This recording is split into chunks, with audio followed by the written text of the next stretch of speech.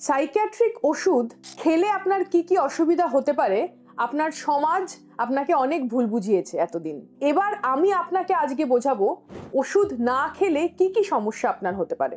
ওষুধ যদি দীর্ঘ সময়ের পরে আপনি বন্ধ করে দেন বা নিজের ইচ্ছেই বন্ধ করে দেন, তাহলে কিন্তু আপনার রোগ পুরোপুরি নিরাময় হবে না। ভাবছেন এখন তো ভালো আছি, ওষুধ বন্ধ করে দিই, এখন তো আমার কাউন্সেলিং বা থেরাপিতে যাওয়ার দরকার নেই।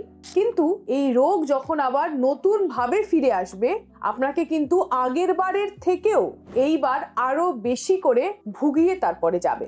এবং সাইকিয়াট্রিক রোগের ওষুধ ঠিকভাবে না খাওয়ার ফলে কিন্তু অনেকের বিয়ে ভেঙে যায়, অনেকে চাকরি হারিয়ে ফেলেন, অনেকে পরীক্ষা দিতে পারেন না। যেই ডিসিশনটা আপনারা নেন যে ওষুধ খাওয়ার প্রয়োজনীয়তা নেই, সেটি ভুল।